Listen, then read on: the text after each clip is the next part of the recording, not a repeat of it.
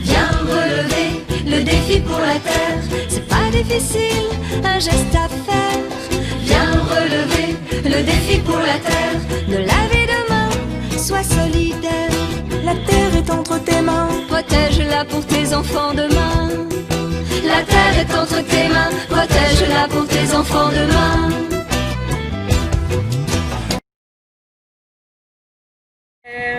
Je donne la parole maintenant à Jérôme Leclerc de la Planète Saint-Vite en santé.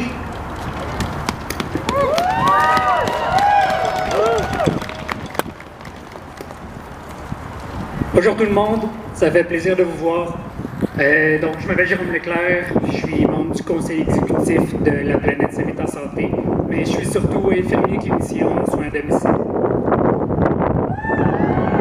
Merci. Depuis le début de la pandémie, je suis délesté de mes tâches habituelles. On m'a demandé de coordonner l'équipe dédiée au COVID-19 à domicile. Mon équipe, créée puis remodelée en un tour de main, on a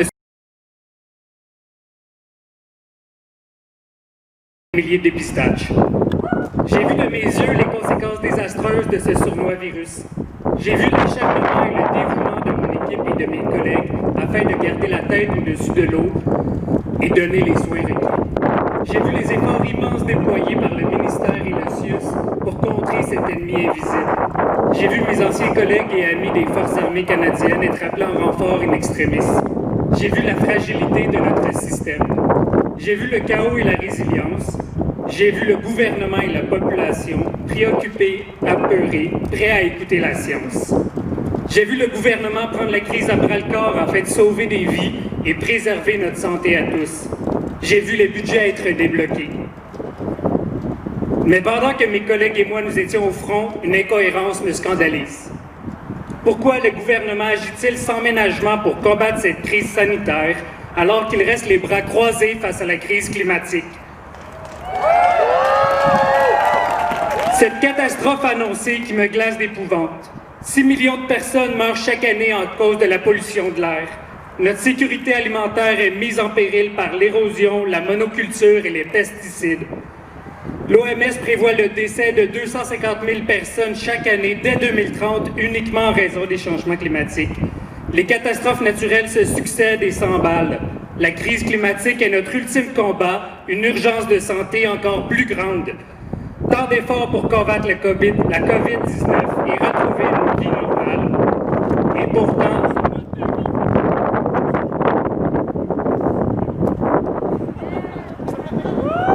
allô?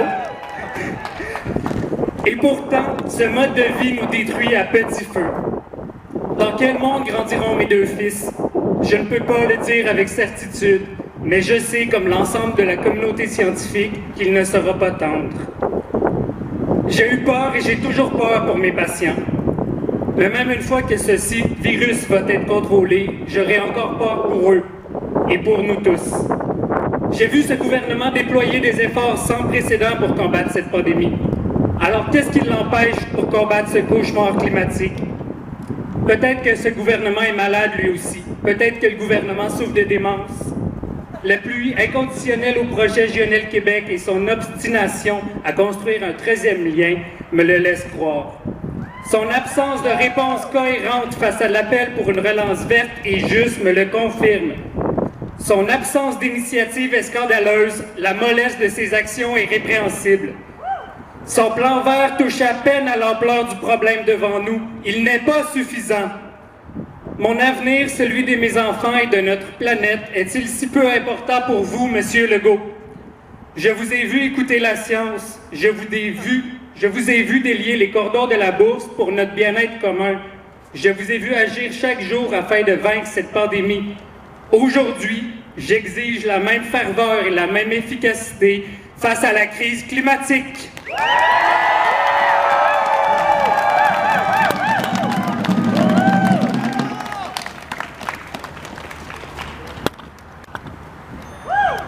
Merci Jérôme. Alors, je vous rappelle d'observer la distanciation de 2 mètres pendant les discours, tout le monde, et j'inviterai Rosalie de la Sèvre à venir parler. Donc la CEV, c'est la coalition étudiante pour un virage environnemental et social. Allô? Merci tout le monde d'être là, d'être encore là, en fait, de survivre.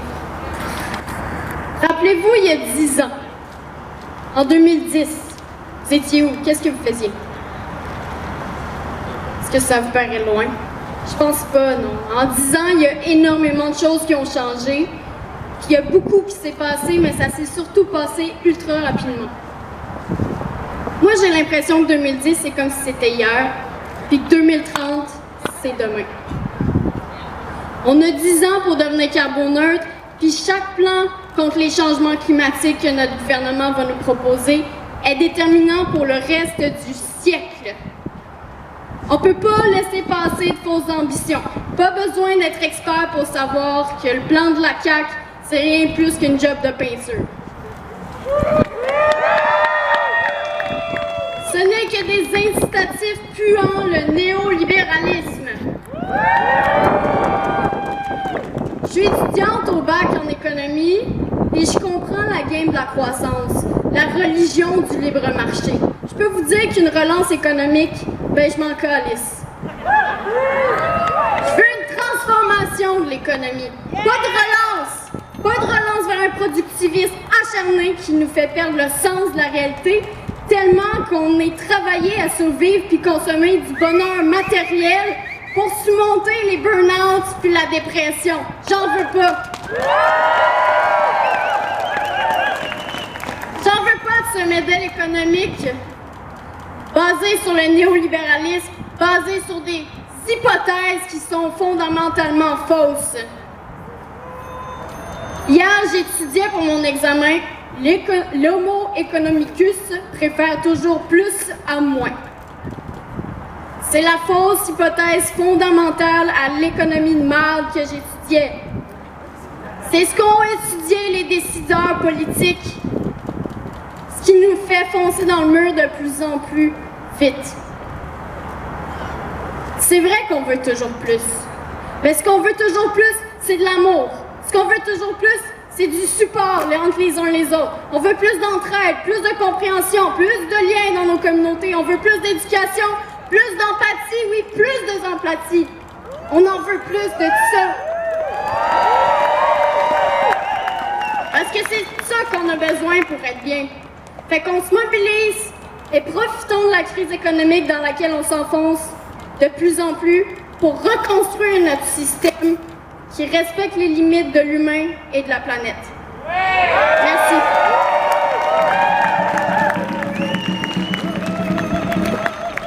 Merci Rosalie. Pour conclure cet événement, j'invite Véronica Bertiz à parler.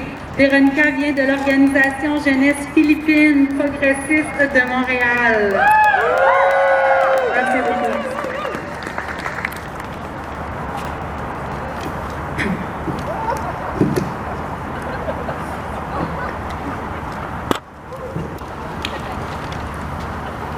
Mon pays natal est présentement submergé. Depuis le début d'octobre, les Philippines ont été frappées directement ou partiellement par 8 ouragans. Au cours d'une pandémie, mon pays d'origine a souffert 2 typhons majeurs la première semaine de novembre. Je viens d'un pays en développement, un pays où le climat politique est instable, où une grande partie de la population vit dans la pauvreté. Mais pourtant, nous sommes riches. Notre population est jeune et dynamique. Notre climat est parfait pour l'agriculture. Et nos sols sont riches en ressources naturelles. Pourquoi cette richesse ne se révèle pas dans un standard de vie de monsieur, madame, tout le monde? Au point où nous en sommes, le changement climatique a des conséquences irrémédiables. Des populations entières se voient forcées d'émigrer en quête d'opportunités économiques.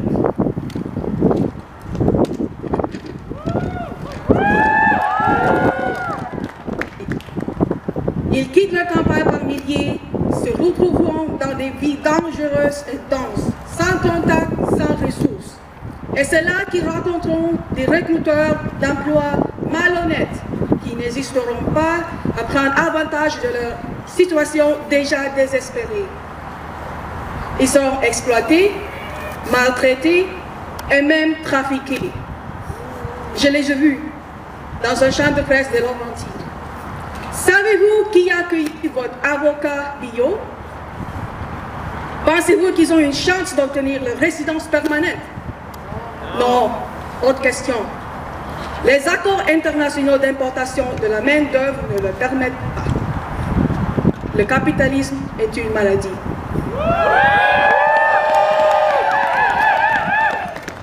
Quoi dire d'autre en voyant que les profits priment sur la santé de notre planète? Il faut réagir dès maintenant et mettre fin à l'avarice perpétuelle. La destruction est déjà avancée. Des écosystèmes entiers sont sur le point de s'effondrer.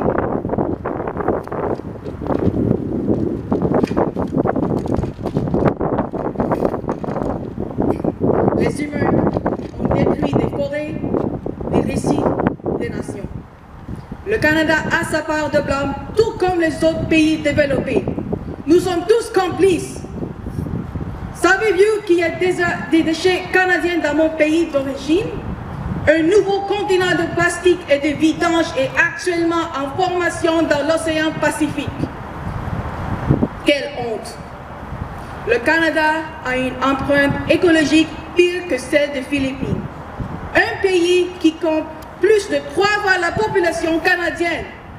La réalité est que nos dirigeants ne comprennent pas l'étendue des désastres climatiques. Ou peut-être ils ferment leurs yeux, je ne sais pas. C'est un privilège de vivre si loin dans des nations affectées par le changement climatique.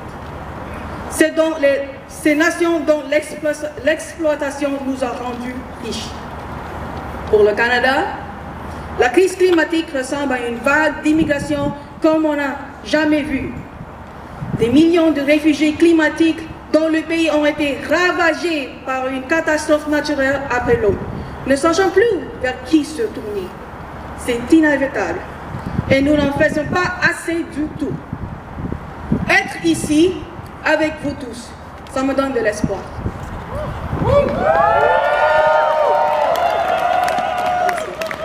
Nous sommes organisés, c'est un bon début. Les Philippinos sont connus comme étant un peuple persévérant. Mais moi, j'en ai assez d'être persévérante. C'est le moment de tenir pour responsables ceux qui causent tant de souffrance dans le pays du Sud global tout en s'enrichissant. Lumalakas, Lumalawak, Lumalaban. Fortifier, amplifier, résister. Anak Bayan. Merci.